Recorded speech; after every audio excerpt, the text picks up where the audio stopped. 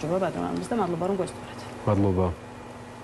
ბატონ არმაზ, ევროპის საბჭოს სახელმწიფო ასამბლეამ მიიღო საქართველოს შესახებ კიდევ ერთი რეზოლუცია და პირველ რიგში მოდით ამაზე ვისაუბროთ. რეზოლუციაში საქართველოს შესახებ ყველა მიმართულებით დემოკრატიის უკუსურვაზეა საუბარი. ასამბლეა კვლავ გამოხატავს შეშფოთებას საქართველოში ღრმა პოლიტიკური და სოციალური კრიზისის გამო. აი რა გაქვთ სათქმელი? ხედავთ რომ ევროპის სტრუქტურებში მიღებული რეზოლუციები უფრო და უფრო კრიტიკული ხდება, თუმცა ამავე დროს ხედავთ იმასაც, რომ ქართული ოცნება საკუთარი პოლიტიკის შეცვლას არ აპირებს. შესაბამისად, ძალიან გულწრფელად შეიძლება ბევრს გაუჩნდეს ლოგიკური კითხვა, რა აზრი აქვს ამ რეზოლუციებს და რა აზრი აქვს საქართველოს საკითხზე დებატების გამართვას. აი კიდევ რამდენ ხანს შეიძლება გაგრძელდეს ასე და საბოლოოდ რა სამართლებრივი და პოლიტიკური შედეგები შეიძლება ქონდეს ამ და ამ ტიპის დოკუმენტებს. მას შემდეგ, რაც საქართველოს დამოუკიდებლობა აღიდგინა, აი ეს დიდი ამბავი რომ მოხდა ზვიად გავსახურდიას დროს, ალბათ ვერ გავიხსენებთ უფრო სასიხარულო მოვლენას ჩვენს ისტორიაში, ვიდრე ევროპის საბჭოში გაწევრიანება იყო 99-ში დასაწყისში. ამ გაწევრიანებას მაშინ ქართველი ხალხის აბსოლუტურმა უმრავლესობამ არა უბრალოდ დაუჭირა მხარი, არამედ უდიდესი სიხარულით მიიღო ეს ამბავი. მე ამ პროცესის თანამონაწილე ვიყავი, ერთ-ერთი იმადგან, ვინც მონაწილეობდა ამ წარმატების მიღწევაში. 99 წლის შემდეგ გავიდა 27 წელი. ურთულესი 27 წელი. და დღეს ჩვენ ვართ იმ მდგომარეობაში, როდესაც განვიხილავთ რა ევროპის საბჭოს, ანუ იმ ორგანიზაციის, რომლის სრულ უფლებიანი წევრიც ვართ, ერთ-ერთი უმნიშვნელოვანესი ინსტიტუციის, საპარლამენტო ასამბლეის რეზოლუციას საქართველოზე შეგვიძლია თქვათ შემდეგი. პირველი, ყველაფერი რაც წერია რეზოლუციაში ასახავს ერთი ერთზე დღეს საქართველოში და ბოლო დროს განვითარებულ დრამატულ მოვლენებს პოლიტიკაში, სახელმწიფოებრივ ცხოვრებაში, წარმოუდგენელ დემოკრატიულ უკუსვლას, ადამიანის უფლებების არარსებულ გაუგონარ დარღვევებს, სამართლის უზენაესობის ფეხქვეშ გათელვას და მრავალ სხვას. მაგრამ არის ერთი მაგრამ. ჩვენ გვინახავს რეზოლუციები, ობიექტური, მნიშვნელოვანი, სხვადასხვა საერთაშორისო ორგანიზაციის საქართველოზე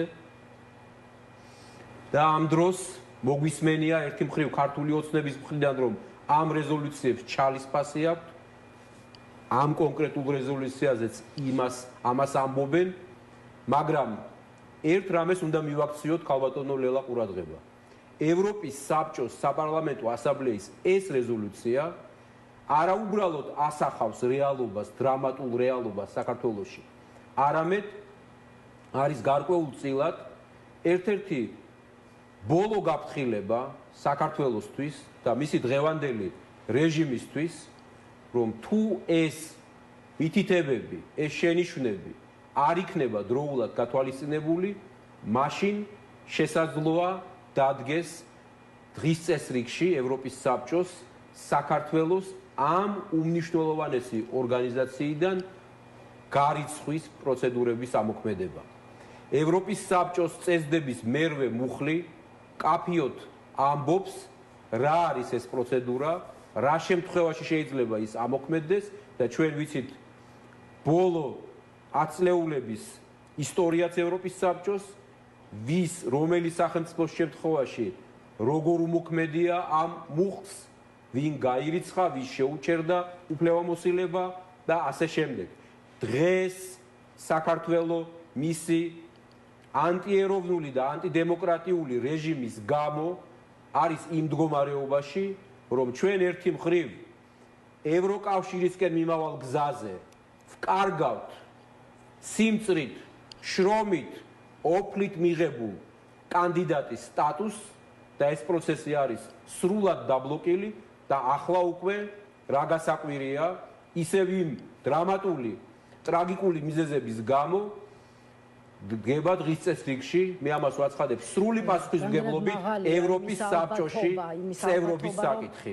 საქართველოს გარიცხვის გადაწყვეტილებამდე მივიდნენ ჩვენი პარტნიორები, იმიტომ რომ ჯერჯერობით ყოველ შემთხვევაში და მადლობა ღმერთს რომ ასეთი ჩანაწერი საქართველოს საკითხზე მომზადებულ ანგარიშებში და დოკუმენტებში არ გვხვდება. სამაგეროდ ბატონო მას გვხვდება სხვა ტიპის ჩანაწერი, მათ შორის ჩანაწერები, მათ შორის ჩანაწერი სანქციებთან დაკავშირებით, სანქციების როგორც ბიძინა ივანიშვილთან მიმართებაში, ისე ქართული ოცნების სხვა ლიდერების დასანქცირების მოწოდებასაც კითხულობთ, ხო, გუშინ მიღებულ დოკუმენტში, თუმცა მოდ ამ თემაზეც ჩაგეკითხებით, იმიტომ რომ როცა საქმე შეეხება სანქციებს, რატომღაც მახსენდება საქართველოში გერმანიის ელჩის მიერ ინტერპრეს ნიუსისთვის რამდენიმე თვის წინ მიცემულ ინტერვიუში გაკეთებული განცხადება, რომელშიც პეტერ ფიშერი აღნიშნავდა, რომ სანქციებთან მიმართებაში არ უნდა არსებობდეს გადაჭარბებული მოლოდინები, სანქციებთან დაკავშირებით რეალისტური მოლოდინები უნდა გქონდეთ, ხოლო იმის გამო, რომ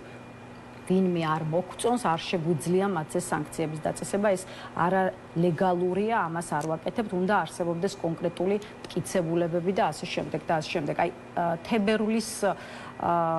თებერვალში ჩაწერილი ინტერვიუდან გავაცანი ახლა მაყურებლებს მოკლე ამონარიდი. რამდენად გაჩნდა თებერვლის შემდეგ ქართული ოცნების წინააღმდეგ დამატებითი და ახალი მტკიცებულებები და აი სანქციებს რაც შეეხება, როდის რა შეიძლება გააკეთოს ამ სანქციამ? განმარტავ ევროპის საბჭოს გააჩნია რამდენიმე მექანიზმი, რომელიც შეუძლია ამოქმედოს წევრი სახელმწიფოს მიმართ იმ შემთხვევაში, თუ წევრი სახელმწიფო არ ასრულებს ევროპის საბჭოში გაწევრიანების დროს ნაკის ვალდებულებებს. არსებობს ვალდებულებების სამი დიდი ბლოკი. ეს არის დემოკრატია, სამართლის უზენაესობა და ადამიანის უფლებები. სამივე მიმართულებით ჩვენ ყველამ ეს კარგად ვიცით, აქ ვინც ცხოვრობთ საქართველოში და ამ უბედურების მომსწრეები ვართ ბოლო წლებში, ეს არის ზედმიწევნით ზუსტად ასახული ევროპის საბჭოს საპარლამენტო ასამბლეის რეზოლუციაში და წერია, რომ ყველა ამ მიმართულებით არის წარმოუდგენელი დარღვევები და უკუსვლა. 20-25 წლის საპარლამენტო ასამბლეის, ევროპის საბჭოს საპარლამენტო ასამბლეის რეზოლუციაში იყო მოწოდებული საქართველოს ხელისუფლებისადმი, რომ გაეთვალისწინებინა მას დაუყოვნებლივ რეკომენდაციები, რომელიც აუცილებელი იყო ამ დარღვევების გამოსასწორებლად, მაგრამ საუბედუროდ არც ერთი არ არის გათვალისწინებული. არც ერთი. თქვენ საუბრობთ სანქციებზე. მე გპასუხობ სანქციების გზას თუ პირდაპირ გარიცხვაზე ევროპის საბჭოს როგორც ინსტიტუციის ფილოსოფია და მისი მანდატი არის განსხვავებული ევროპის კავშირისგან, გნებავთ EUTOS-გან და სხვა საერთაშორისო ორგანიზაციებისგან. ევროპის საბჭო გახლავთ, როგორც მოგეხსენებათ, ერთადერთი ევროპული საერთაშორისო ორგანიზაცია, რომელიც სრულად განსხვავებით ევროკავშირისგან, EUTOS-გან, არის სრულად ფოკუსირებული დემოკრატიაზე, სამართლის უზენაესობაზე და ადამიანის უფლებებზე. შესაბამისად, მის ხელში არის უმთავრესი მექანიზმი. თუ წევრი სახელმწიფო ამ სამ ფუნდამენტურ პრინციპს, რაზეც დგას ევროპის საბჭო, არღვევს უხეშად, არ ითვალისწინებს რეკომენდაციებს და წარმოუდგენელი, როგორც საქართველოშია დღეს, უკუსვლა დემოკრატიის კუთხით, ყავს პოლიტპატიმრები, ფეხქვეშ გათელილია იმ ადამიანის უფლებები უპირველესად, ვინც აპროტესტებს რეჟიმის უკანონობას, მიღებულია წარმოუდგენელი რეპრესიული, ანტიდემოკრატიული და ანტიეროვნული კანონმდებლობა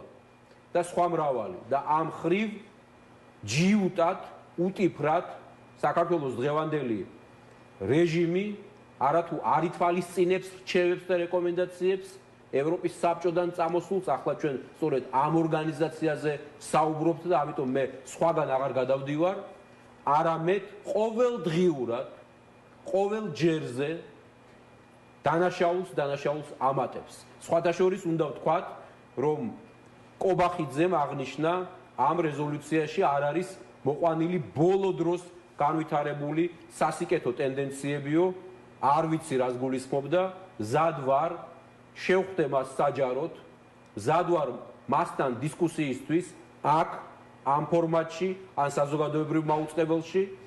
ირაკლი კობახიძემ საკმარისად კარგად იცის ევროპის საბჭო რა არის, იცის ევროპის საბჭოს პრინციპები და მშვენივრად იცის რას ნიშნავს მერვე მუხლი და რა ზღვარზეა დღეს საქართველო. ამიტომაც თუ მზადაა, მეც მზად ვარ. ის იურისტია, მე პოლიტოლოგი ვარ. ამის მიუხედავად მზად ვარ, რომ არგუმენტებით საჯაროდ დაუსაბუთო, რომ ის პოლიტიკა, რომელსაც მისი მმართველობა ატარებს ბოლო წლების განმავლობაში საქართველოში, არის არსით ანტიეროვნული და არსით ანტიდემოკრატიული და ანტიევროპული. სხვათა შორის, ქალბატონო ლელა, ახლა ჩვენ რომ სიტყვა არ გაგვიგრძელდეს და მხოლოდ რეზოლუციის ენით არ ვისაუბროთ, ძალიან მძიმე ენით, ერთი რამ უნდა ვახსენოთ აუცილებლად. ყველა პუნქტი, ყველა ჩანაწერი, რაც ამ რეზოლუციაშია, პირდაპირ ეხება ქართულ ხალხს. მაგალითად, ადამიანის უფლებები. ყველა ვაცნობიერებთ, რომ დღეს რუსთაველზე აპროტესტებ, თუ აპროტესტებ რაღაც დოზით არსებულ უსამართლობას, თუნდაც რეგიონში, შენ ხარ უკვე სხვერპლი ამ ხელისუფლების რეპრესიული, ამუშავებული მანქანისა და ნებისმიერ მომენტში შეუძლიათ, რომ დაგაკისრონ წარმოუდგენელი ჯარიმა, ან სულაც გაგამწესონ ციხეში. ასეთი გვაქვს არაერთი შემთხვევა და ნებისმიერი მოქალაქე დღეს საქართველოს, ვინც გაბედავს და გააპროტესტებს, ვინც გაბედავს და შეეწინააღმდეგება ამ ანტიდემოკრატიულ რეჟიმს, არის პოტენციურად ამათი მხრიდან დამნაშავედ შერაცხული და მასზე გავრცელდება რეჟიმის ანტიკონსტიტუციური უსამართლო კანონების მიხედვით რეპრესია. ეს პირველი და მეორე, აქვე ამას დავასრულებდი. მაშინ როცა თქვენ დღეს რომ ცხოვრობთ მაგალითად ჩხოროწყუში, ან შუახევში, ან ოზურგეთში, ან აქ თბილისში და ფიქრობთ, რომ იდავებთ აქაუ სასამართლოში, მანდა მაინც იმედი არ გაქვთ, მაგრამ იდავებთ. მაგრამ ერთი რამის იმედი კი გაქვთ, რომ თუ აქ ამ უსამართლობაში თქვენი სიმართლე ვერ დაამტკიცებთ, აუცილებლად დაამტკიცებთ თქვენს სიმართლეს სტრასბურგში, ადამიანის უფლებათა ევროპულ სასამართლოში. ხო და იცოდეთ, რომ ამ პოლიტიკით, ივანიშვილ-კობახიძის ამ ანტიეროვნული, ანტიევროპული და ანტიდემოკრატიული პოლიტიკით ჩვენ მივალთ საუბედუროდ იმ წერტილამდე, როდესაც საქართველო დატოვებს ევროპის ადამიანის უფლებათა სასამართლოს იურისდიქციას. და ეს ნიშნავს იმას, რომ ჩვენ დაგვეკარგება ამათი ვიგინდარობის გამო, ამათი დანაშაულებრივი პოლიტიკის გამო დაგვეკარგება ეს უკანასკნელი იმედი და უფლება, რომ ჩვენი სამართლიანობა, ჩვენი სიმართლე დავამტკიცოთ იქ სტრასბურგში, როგორც ეს დამტკიცებულა არა ერთხელ ამ პერიოდის განმავლობაში. ბოლო საქმე მაინც რა ღირს საიამ რომ მოიგო, ანწუხელისძეს და სხვებს რომ ეხება, იმ საიამ, რომელსაც სხვებთან ერთად ასე ჩაწიხლავს ხოლმე ეს რეჟიმი, ასე რომ პირდაპირ გეხებათ ყველას, ვისაც დღეს პოტენციურად არ გეხებათ, შეგეხებათ ხვალ და ზეგ და იქნება გვიან და იქნება ძალიან წარე დათმო.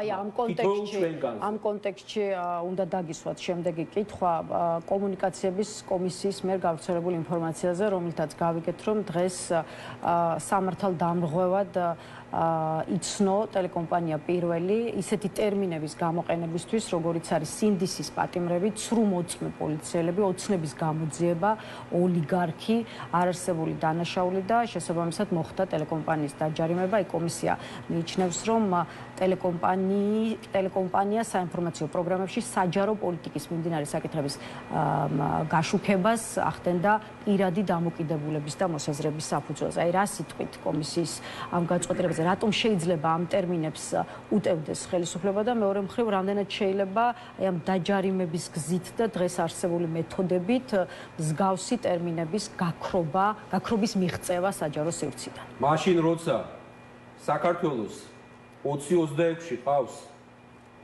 უკვე ალბათ 100-ზე მეტი პოლიტპატიმარი, როდესაც უამრავი ადამიანი არის უსამართლოდ დაჯარიმებული და მედია თავისუფალი არის შავ დღეში და თქვენ ახლა თქვენი ამ ჩართვით ეს კიდევ ერთხელ ცხადყეთ, ჩვენ უნდა ვიცოდეთ, რომ ისეთი ინსტიტუცია ამ რეჟიმის, როგორიცაა ეს მაუწყებლობის კომისია, არის თავად მიკერძოებული მხარე პარტიული ოცნების პოლიტიკის განხორციელებელი და ყველა ნორმალურ ვითარებაში ტელეკომპანია ეს თუ სხვა ამ კომისიას ოდნავ ნორმალურ, ოდნავ მიუკერძოებელ სასამართლოში არათუ მოუგებდა, არამედ შავ დღეს დააწევდა. და ამ ფონზე ჩვენ კვლავ ვიმეორებ, რა დღეში ვართ, რომ არა მხოლოდ აქ ეროვნულ დონეზე არ გვაქვს სასამართლოში რამეს ნორმალური სამართლიანის მიღწევის დადასტურების ოდნავი შანსი თუნდაც, არამედ ახლა ვაცხადებ სრული პასუხისმგებლობით ამათი შავრაზმული ანტიეროვნული პოლიტიკის გამო ჩვენ ვდგავართ იმ უკიდურესი საშიშროების საფრთხის წინაშე, რომ შესაძლოა რაღაც დროის შემდეგ დღის წესრიგში დადგეს, როგორც უკვე ვთქვი, ევროპის ადამიანის უფლებათა სასამართლოს იურისდიქციის საკითხი. ეს უნდა ვთქვა პირდაპირ. ერთი მხრივ, რა თქმა უნდა, იქნება აქ ავტორიტარიზმის საბოლოოდ გაფორმების დასტური, მაგრამ მეორე მხრივ ძალიან გვიანი იქნება ბევრი ჩვენგანისთვის, იმიტომ რომ დავკარგავთ რეალურად ფაქტობრივად უკანასკნელ უფლებას, რომ ჩვენი სიმართლე, ჩვენი უფლებები დავიცვათ თუნდაც იქ სტრასბურგში. ასე რომ მე ამას იმიტომ ყვები ასე დაწვრილებით და ასე კაფიოთ, რომ აი ამ მიჯნაზე ვარ, აი რა წერია რეზოლუციაში, აი რა განგაშის ზარი შემოკრა ევროპის საბჭომ, მისმა საპარლამენტო ასამბლეამ, სხვათა შორის უნდა გითხრათ ქალბატონო ლელა, რომ ეს ის შემთხვევაა, როდესაც ევროპის საბჭოს უკლებლივ ყველა მთავარი ინსტიტუცია ჩამოვთვლი, ევროპის საბჭოს საპარლამენტო ასამბლეა, ევროპის საბჭოს გენერალური სამდივნო, ევროპის საბჭოს მინისტრთა კომიტეტი, ადამიანის უფლებათა კომისარი და რეგიონთა კონგრესი ყველა ერთმნიშვნელოვნად აცხადებს, რომ საქართველოში არის წარმოუდგენელი უკუსვლა დემოკრატიის კუთხით. რას ნიშნავს ეს? მიპასუხოს ნებისმიერმა, ვისაც ეყოფა სითამამე და ერთი არგუმენტი მაინც აღმოაჩნდება ქართულ ოცნებაში, აი თუნდაც იმათ შეჩერებული რომ აქვს უფლებამოსილება საპარლამენტო ასამბლეაში საქართველოს ამ პარლამენტის დელეგაციის ფარგლებში მიპასუხონ თუ რამე აქვს საპასუხო. ეს არის დანაშაული, ვაცხადებ სრული პასუხისმგებლობით და საქართველოს კონსტიტუციის ის მუხლი, რომელიც ითვალისწინებს საქართველოს ევროპული ინტეგრაციისთვის სრულად ხელისშეწყობას საქართველოს ხელისუფლების მიერ მხრიდან ამ შემთხვევაში არის პირდაპირ დემონსტრაციულად დღისით, მზისით არის დარღვეული. აქვს რამე sapasukho ამაზე ვინმეს? რა თქმა უნდა არა.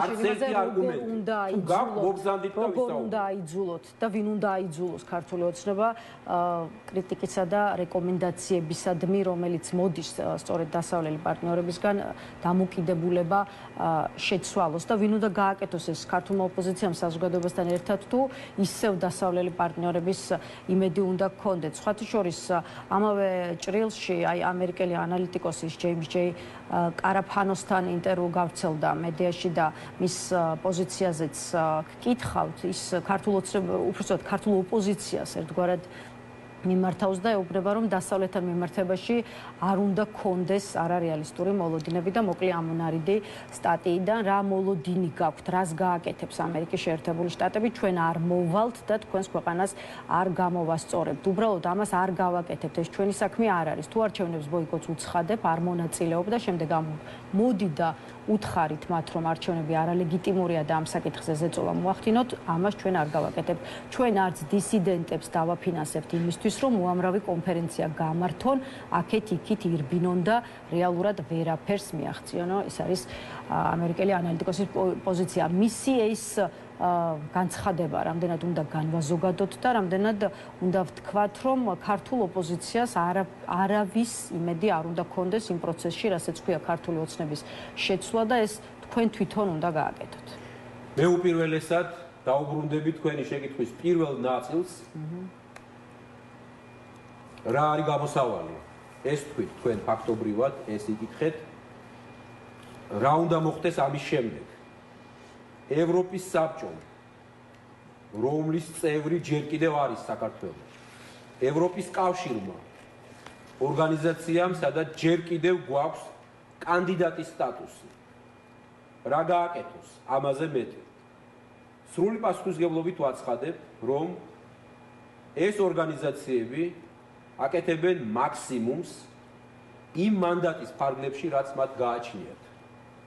აი, ასეთი მწვავე კაფიო რეზოლუცია ევროპის საბჭოს საპარლამენტო ასამბლეის მე არ მახსენდება. ამაზე მეტი, როგორც უკვე გითხარით, რა შეიძლება იყოს?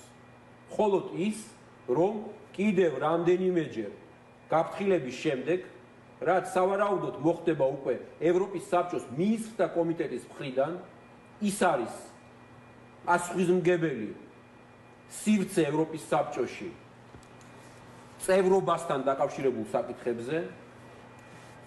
საქართველოს დღევანდელი რეჟიმი მიიღებს შეტყობინებას და პროცედურის მიხედვით, თუ ის ამ მოწოდებებს არ გაითვალისწინებს, მე ვაცხადებ კიდევ ერთხელ, რომ გარდაუვალი იქნება საქართველოს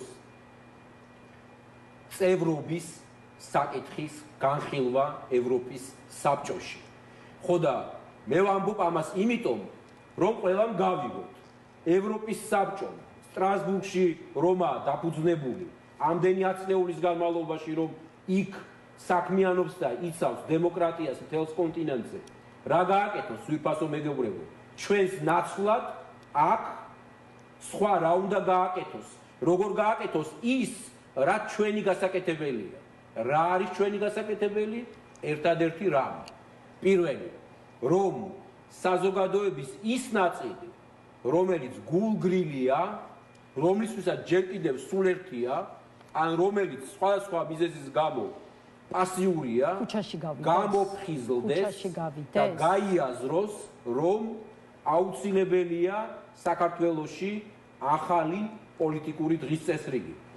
ისეთი პოლიტიკური ერთობა, რომელიც შეძლებს განსხვავებით დღევანდელი არსებული ოპოზიციური სპექტრისგან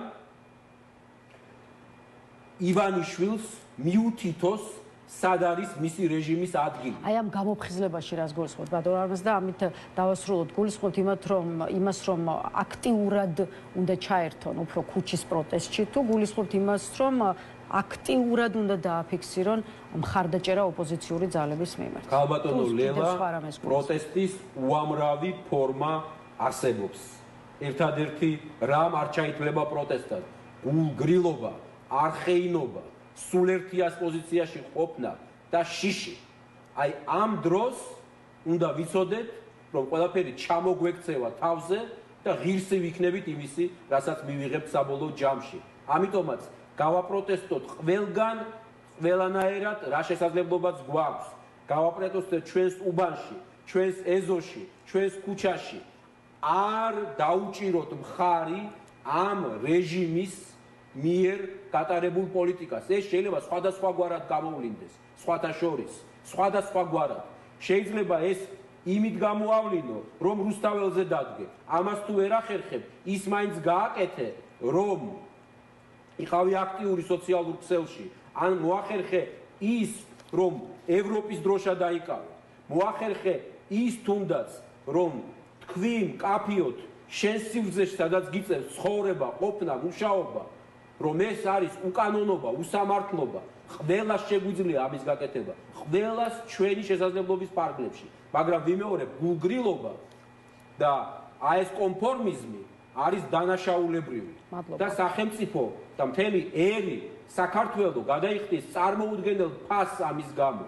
ჩვენ უნდა გავაპროტესტოთ ერთი მხრივ და გავიაზროთ, ამით დავასრულებდი ჩემს საუბარს, რომ საქართველოს მისი ანტიეროვნული რეჟიმის გამო გადაკვეთა ყველა წითელი ხაზი, ჩვენი უფლებები არის ფეხქვეშ გათელილი, საქართველოში სოციალური უფლებები არის ფეხქვეშ გათელილი, ყავს ამდენი უკანონო პატიმარი და ყოველდღიურად მივდივართ რუსული ორბიტისკენ და ამ დროს ჩვენ უნდა შევძლოთ ის, რომ ამას დავუსვათ წერტილი, წერტილის დასმის უნარი შესაძლებლობა აქვს მხოლოდ პოლიტიკურ ძლიერ ძლავ ალტერნატივას, რომლის შემქმნელიც უნდა იყოს საზოგადოება.